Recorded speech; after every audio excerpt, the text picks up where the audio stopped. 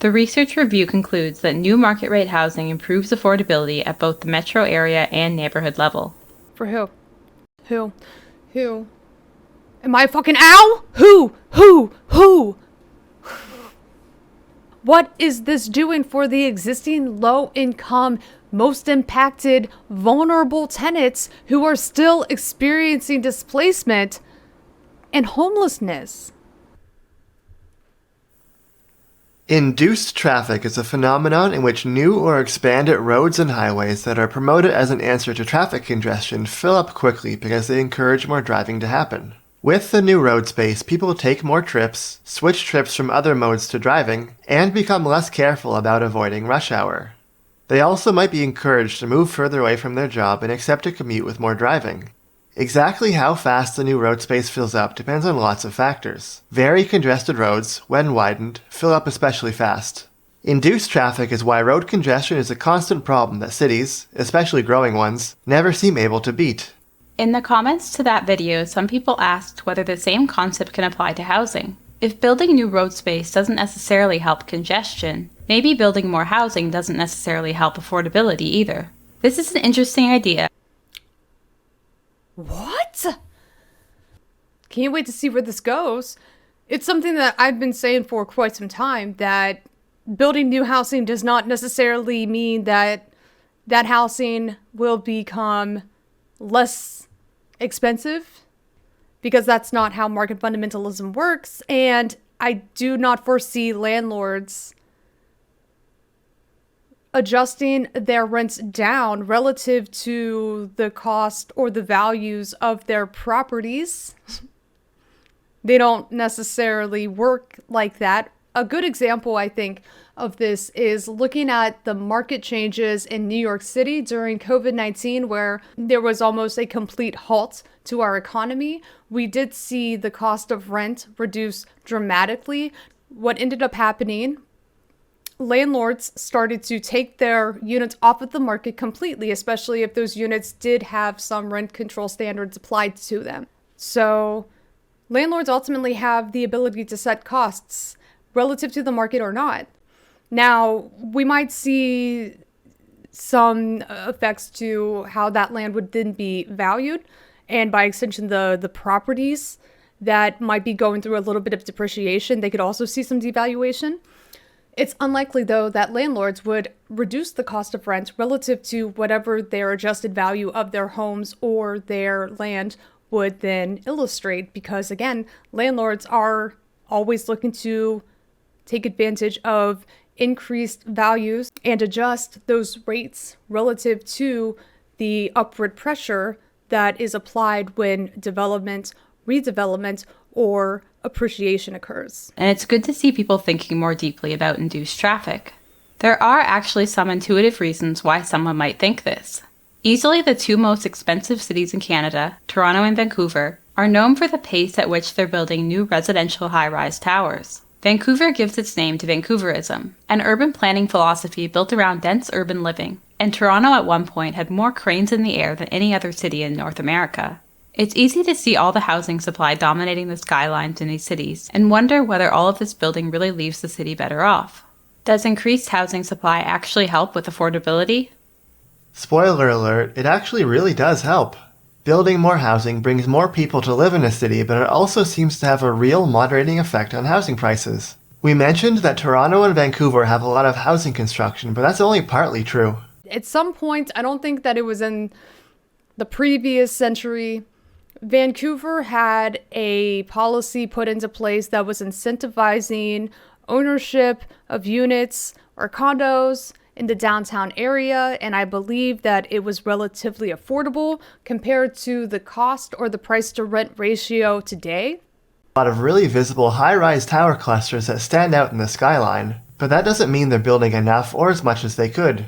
Both cities have large swaths of land where most housing development is prohibited. Not just towers, but also mid-rise apartments and even low-rise multiplexes like you have in Montreal. With the goal of creating stable neighborhoods and other cute euphemisms, Toronto limits almost 2/3 of residential land to detached or semi-detached homes, and Vancouver has similar policies.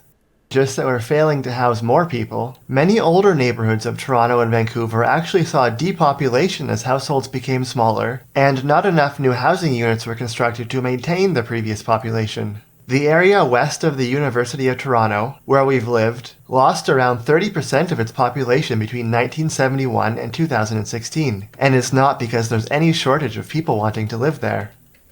Canada's Federal Housing Authority released a big study in 2018 on why Toronto and Vancouver are so expensive. Among other factors, they found that the supply of housing in those two cities is less elastic, or responsive to demand, than in the three other cities they looked at: Montreal, Calgary, and Edmonton.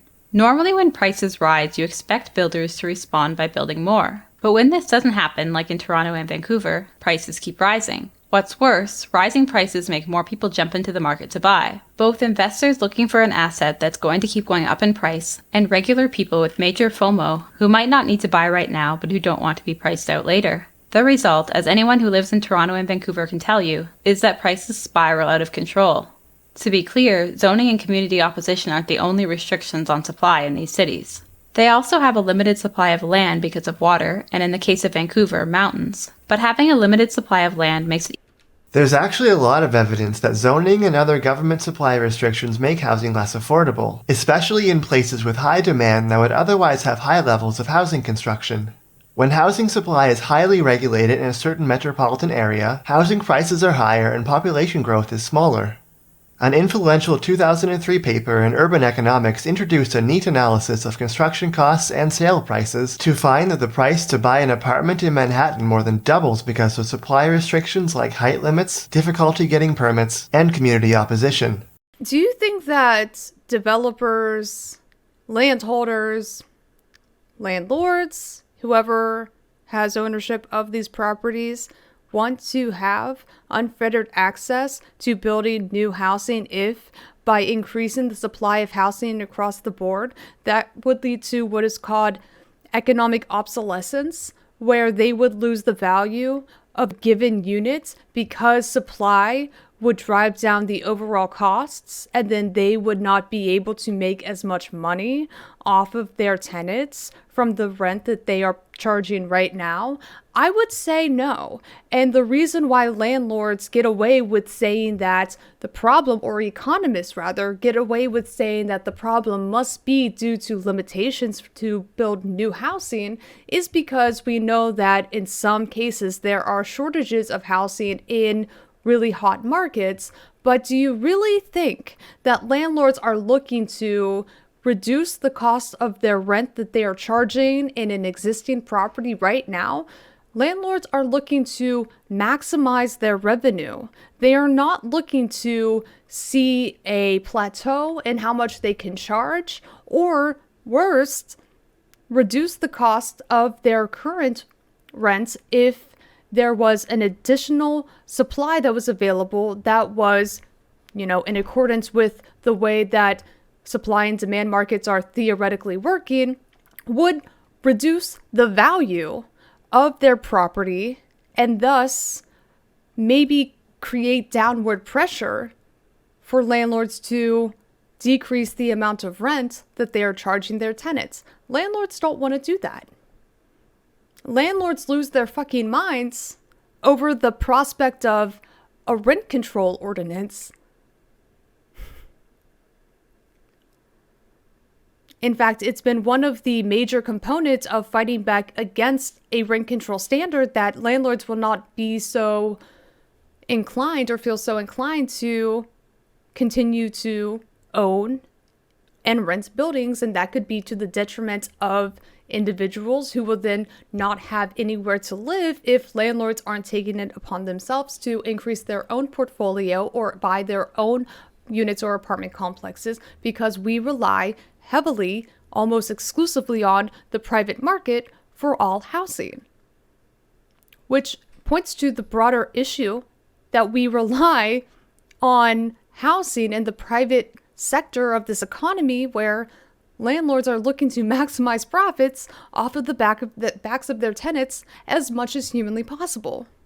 So even if we have an increased supply of units that go directly onto the rental market, and landlords do not respond to this increased supply and they keep their rates where they are currently,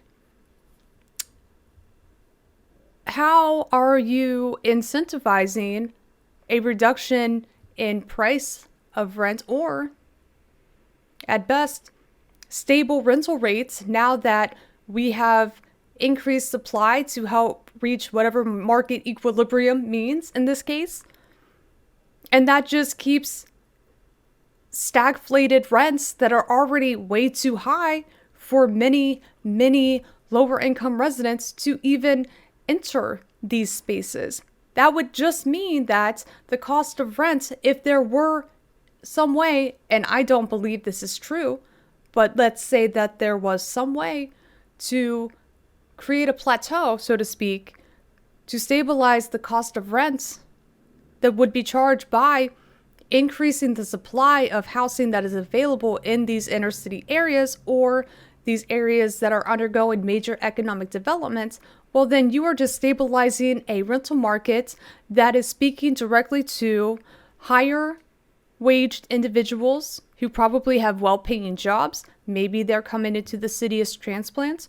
What are you doing to help reduce the cost of rents for lower income residents who maybe have lived in this area their entire lives, who are paying more than 50% of their income on rent? Nothing. Very similar results have also been found in New Zealand, with regulation doubling the price of a house in Auckland and having a smaller but still important effect elsewhere. Those findings were all at the large scale, usually the metropolitan area level. Many people are also concerned with the local level, where they worry that new housing supply doesn't help or even makes affordability worse in the surrounding neighborhood.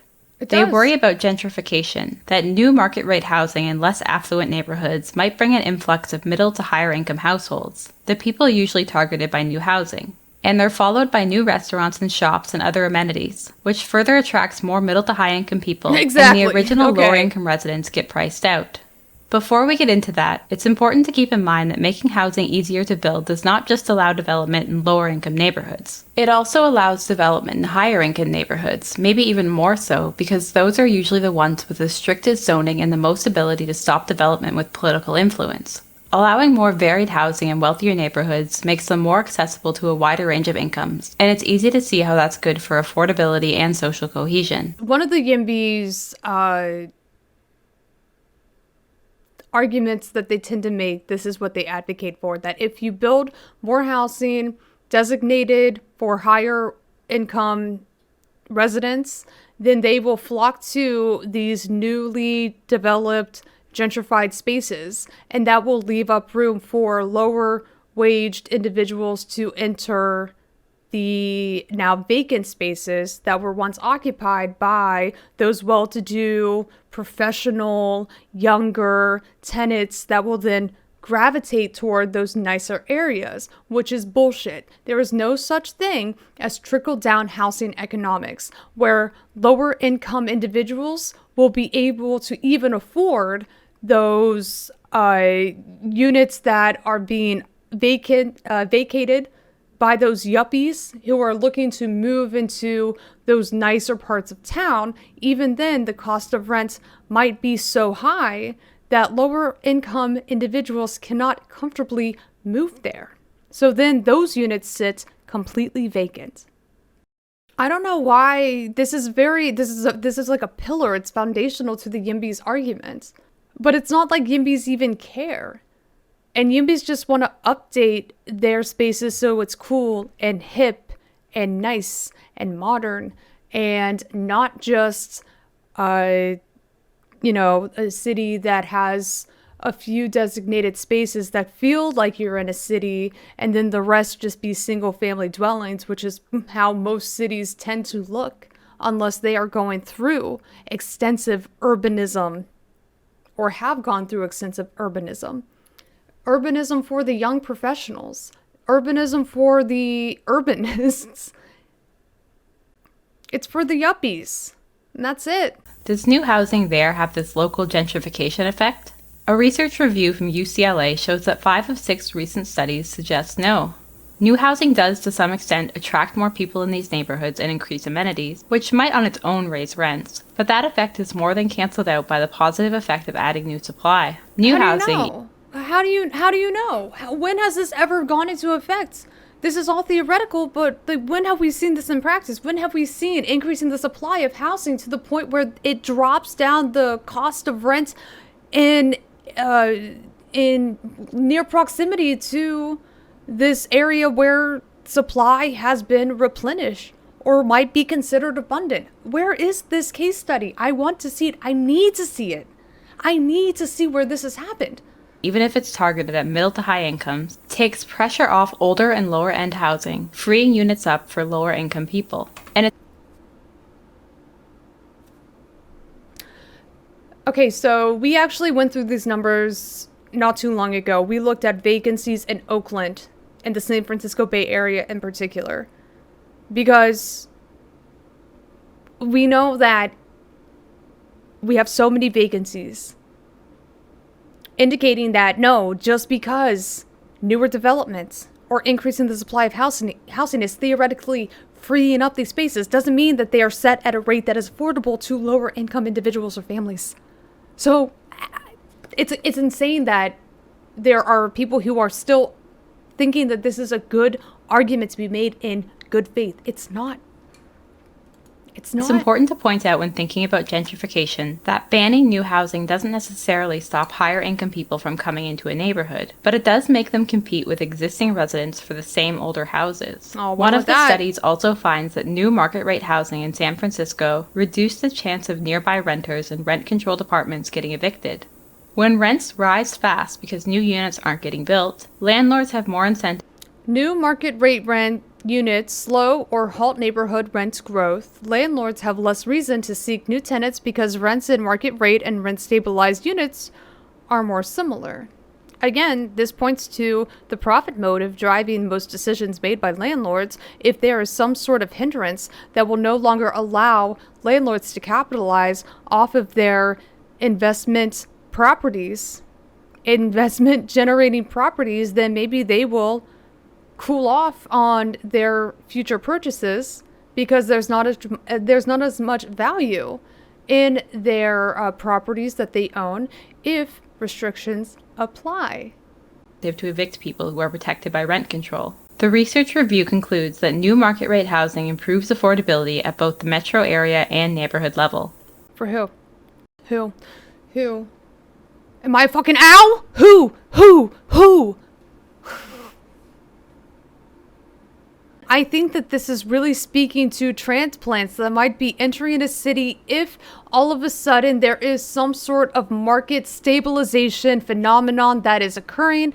But again, what is this doing for the existing low-income, most impacted, vulnerable tenants who are still experiencing displacement and homelessness? So why does housing supply matter for housing affordability? When you think about it, that's not weird. That's what you expect. Whether something is abundant or scarce usually matters a lot for its affordability, whether we're talking about housing or food or most other things. From this perspective, the weird case is roads, because congestion seems to be surprisingly unaffected by how much road space is built. Okay, it's kind of like if you have an area that has one Trader Joe's, okay? One Trader Joe's, and there are a lot of people who can afford Trader Joe's, and then everyone else who cannot afford Trader Joe's does not even go to the Trader Joe's. Market fundamentalism in the way that our market logic applies indicates that instead of looking to find a way to reduce the costs for existing residents to be able to afford the food at Trader Joe's, there is another Trader Joe's that is built specifically for the residents who can afford the Trader Joe's, while those who cannot afford the food at Trader Joe's do not even go there. And if there is excess food that is considered to be a scarcity, evidenced by the fact that food at Trader Joe's was in such high demand that they brought in another one down the street for the people who could afford Trader Joe's.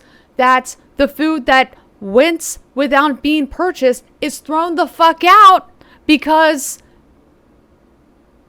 there was still food left over in abundance that was not purchased by the existing residents with the purchasing power to enter the fucking doors and purchase food at Trader Joe's. And instead of reducing those costs for the residents who cannot afford the market rates of the food or the prices that are set in Trader Joe's, they just throw out the excess food and do nothing to make accommodations for the people who can't enter Trader Joe's in the first goddamn place. The lesson we should learn from induced traffic and car congestion is not that it's impossible for the supply of roads to keep up with demand, but rather that it's really hard to accommodate cars specifically, especially in large or growing cities, and especially when we make road access free. Free things are a lot more prone to running out of supply. We could actually manage induced traffic and avoid congested roads with congestion pricing. The same applies to parking. The book The High Cost of Free Parking goes into detail. Oh my god. I just, obviously, look, if they are planners, if they have a formal education from a planning program, from any institution offered in the, in North America, this could be the reason why they are observing these issues through a neoliberal lens. Parking being free can make it much harder to find a spot. Okay, parking is not free. Neither are roads. What do you mean? I mean, I don't really know how roads are paid for in Vancouver, but taxpayers do pay for roads, even those who don't use them at all. There are lots of differences between driving and housing, which people will surely talk about in the comments. But one big reason it's easier for the supply of housing to keep up with demand is that it's much more practical to build up for housing.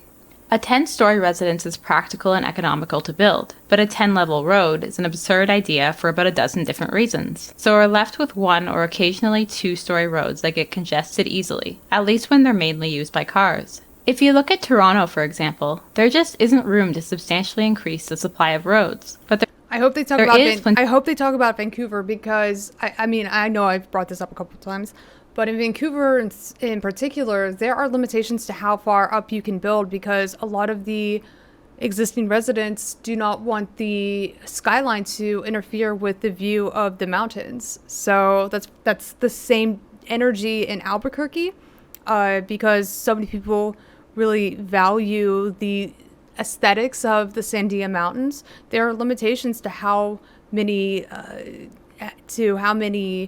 stories of new buildings can be built in downtown Albuquerque if it could somehow eclipse the view of the Sandias. And the same limitations do apply here in Vancouver as well. Some people have the perception that Toronto is full, but the city could almost double its population if the suburban boroughs like Scarborough and Etobicoke even had the population density of Old Toronto. And Old Toronto isn't even consistently that dense. With the population density of Brooklyn, the city could triple its current population. Toronto has reached its capacity for cars, but not for people. To recap the video so far, it's easy to look at really expensive real estate markets like Toronto or Vancouver, see all the housing dominating their skylines, and wonder whether housing construction really helps affordability. But these cities aren't actually doing a very good job of building housing, beyond the super visible towers in certain locations that you can see from far away. Toronto and Vancouver have housing markets that are overall more regulated and less responsive to demand than other Canadian cities. And there's a bunch of research, including from the US, Australia, and New Zealand, that supply restrictions, from zoning to community opposition to uncertain approval timelines and other related obstacles, meaningfully and even drastically harm housing affordability. As for whether induced demand applies to housing like it applies to car traffic, it does apply in the sense that building more housing can draw people into a neighborhood or city, but it's a lot easier for the supply of housing to keep up with demand than for the supply of roads to keep up with demand. Among other reasons, this is because housing can be built more densely when needed, whether that's a 5-story mid-rise or a 20-story high-rise, and because roads being free to use inflates demand for road usage. We're not saying in this video that it's wrong to have rules about housing for aesthetic, historic, or environmental reasons. We are saying that we need to pay attention to whether these rules are restrictive enough that less housing gets built, because housing supply really does matter. Limiting housing supply has real consequences for people. At the extreme end, this means more homelessness, which has been linked to low supply and high prices. But the effects of a housing crisis go so much deeper than that. A housing crisis means enduring long commutes, living in overcrowded or inadequate housing, not being able to move out of your parents' house, getting priced out of the city you grew up in, or making it harder to start a family. Building enough housing does not solve all social problems, but having a housing shortage makes a lot of problems worse. Throughout this video, we've assumed that new housing supply will be privately built and market rate, because realistically speaking, that's how most housing gets built. If you were conceding to this notion that any new housing will be privately owned and set at market rate without any rent stabilization ordinances or rent control standards at all, how do you argue that any new housing will somehow be less expensive than the market rate housing that is available right now? I need somebody to please tell me this. Maybe I don't understand. Maybe I am missing something. I just don't understand how this is a sound argument that can be made by anyone. It's okay, I think, to safely assume that any new construction, any new acquisition to land during this time where supply of housing would be increased, that the costs associated with building would not dramatically decrease or decline at all. So how would the cost of rents start to decrease or decline at all? Will somebody please explain this to me? Am I missing something? First, there is no indication whatsoever that this is how market fundamentalism will work, but also, let's say that this is the logic that is applied with buying and investing in new housing or advocating for new housing. If this is what is intended, then why are landlords looking to fight back at every turn against any formal policy that would be put into place to ensure that there is rent stabilization by way of introducing a rent control standard? A rent control standard would absolutely cap the amount of money that a landlord can make off of the backs of their tenants. So if your logic is we just need to increase the supply of new housing and this is supposed to provide a natural market correction for the cost of rents in a given area that will apply to all units, and that downward pressure from meeting that new supply standard will somehow naturally lead to a reduction in rents, why are landlords not opposing YIMBYism? If that is the market logic of YIMBYism, that will ultimately put a natural cap, a natural market-based cap on the amount of rent that a landlord can charge, then why aren't landlords opposing YIMBYism the way that they oppose rent control standards? There's also public or social housing and housing co-ops. We actually spent part of our time in Toronto living in a co-op built in the 1980s with federal funding that offered subsidized rent to some low-income tenants and non-subsidized but still below market rent to the rest. It was a good experience, and we think cities would be better off if more people had the option for this kind of housing. More housing pods. More housing pods. We need more housing pods. Housing pods are really common, or they're becoming more popular in San Francisco, because people just cannot afford a one-bedroom apartment in San Francisco.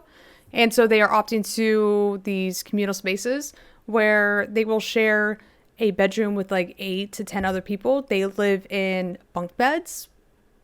This is a money-making endeavor for those landlords who are optimizing the amount of rent they are charging each individual tenant.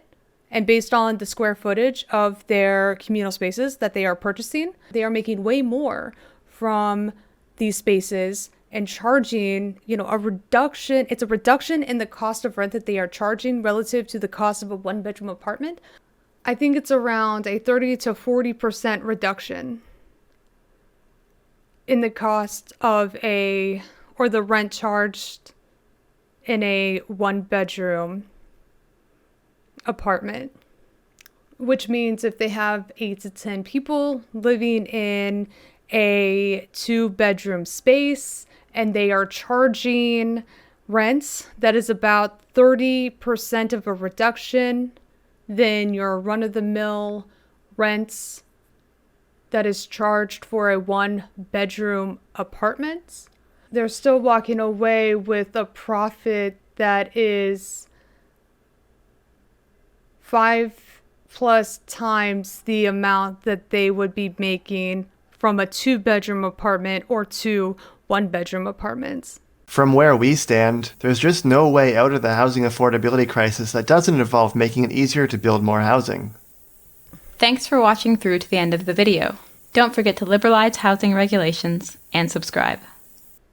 Again, they only postulated on the theoretical, hypothesizing that if housing were built without restrictions, like we tend to see in most local zoning codes, then perhaps this would somehow lead to affordability, in which case I still am waiting for somebody to explain this to me, how that will be the case. I need somebody to please explain how the cost of rent will somehow miraculously go down if the cost to acquire the land, the cost to own the building, the cost to pay for the property taxes, and the value of the property taxes are not changing at all based on those costs right now. How will this lead to a reduction in rents overall when we know that landlords fight back at every turn when they are faced with the prospects of some limitations codified in local zoning code or local policies that will hinder their ability to maximize their profits from their income generating properties? So how will this pan out if we continue to leave housing in the hands of the private sector, where individual or corporate landlords are the ones owning the homes and they are the ones setting the cost of rent? I implore any neoliberal YIMBY to please explain how this would work. Otherwise, I'm going to continue to call bullshit.